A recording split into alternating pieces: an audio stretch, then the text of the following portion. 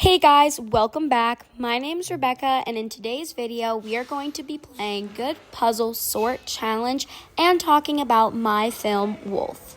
A lot of people have been asking questions about how our film came to be, and I wanted to give you guys a more technical explanation from my point of view. Throughout our project, we used a variety of different technologies, softwares, hardwares, and online platforms. In my group, I was the editor, filmer, and one of the directors that made this film come to life. I was especially involved in all of the technical and behind the scenes work. I think this made our film look really consistent and made sure that there were no irregularities when we were filming. The camera quality was actually really strong for just being an iPhone and not a professional camera. And this showed me how much you can truly accomplish on just a phone. You don't need the fancy billion-dollar equipment and microphones to make a good product. You just need a good plan. We did face a few audio challenges when making our film. Our first scene is right next to a road, and we had a lot of car noises passing by.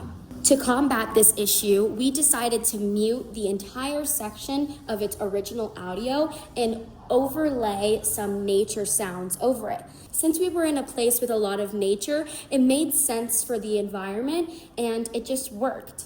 By adding the nature sounds, we were able to make the audience feel like they were right there, like there were mosquitoes flying over their head, and there were grasshoppers making noises by their feet. And it really just reels in the audience and makes the whole scene look more natural. In another scene in our film, we are in a classroom, and all of our friends from our class were silent so that they could respect us while we were filming. But this also removed the originality of being in a classroom. So we decided to overlay a cafe soundscape where there was lots of bustling and quiet conversation so that it could sound like an original classroom. And I think that this really made the scene again seem more natural and really true. I think this again made the scene just feel more natural because people felt like they were actually in a classroom. As for software, we used CapCut to edit the entire film. I've had a lot of experience with editing, especially on CapCut in the past, because I've loved creating things since I was young, and I love being creative in video. When I was younger, I actually used to make fake YouTube videos, and they finally came in clutch. I was able to add transitions, sound, and also include our credits. Since our film was already over the time limit, we decided to superimpose our credits onto our film, and I was able to do so with CapCut. I was able to choose what font I wanted to use, what color I wanted to use, how I wanted it to lay over the scene, if I wanted it to be blurred, if I wanted it to have a transition or an animation, and I think that that's really special, especially for a free app. We also used some AI-based software to create our logos. This part was actually very challenging for our group, and we struggled to find a platform that would actually create our logos, but also animate them. We actually ended up falling behind several groups during this stage because we were struggling so much with the animation of our logos.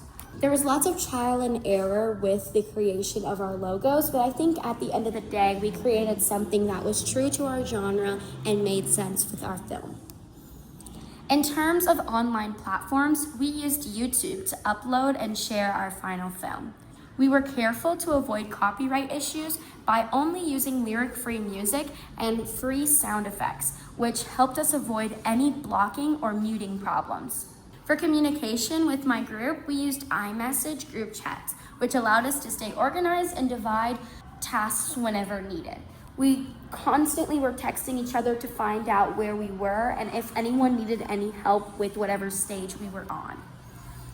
Although there were some moments where communication wasn't perfect and a lot of messages went unanswered, overall it helped us stay on track and we found a rhythm that worked for us. For our blogs, I kept up with all of the required posts during class, and I did procrastinate sometimes, which made me fall behind and created lots of stress. One of the biggest challenges for me was the formatting, especially with adding images and making the layout appealing to the graders. I had to learn how to properly use the platform and how to import the images and how to use a gallery to make the images smaller and fit better on the page. Before I could make a good product, I had to properly learn how to use the platform so that everything was organized and cohesive. Even though blogging felt like a chore to me most of the time, I think that it actually helped me create a more critical mindset about media studies. Before, when I would think about a movie idea, I would just think about what scenes I would want or what characters I would want and what they would say. But now I know that there's a lot more on the technical behind the scenes side of things that actually has a way bigger role than just planning. Before, I would draw surface level conclusions and decisions when it came to my movie, but the blogs helped me to find deeper meanings in everything that I was doing, and this is going to help me if I ever decide to make another film in the future. Overall, I think that integrating these technologies was essential to the success of my project. And while there were challenges, especially with sometimes audio and procrastination with the blogs and the logos, oh my gosh, the logos. Each tool helped me develop both technical and creative skills throughout the process, and I think that that's what media studies is all about. Thank you guys so much for tuning in to today's video. I hope to see you again soon, and go watch my film Wolf.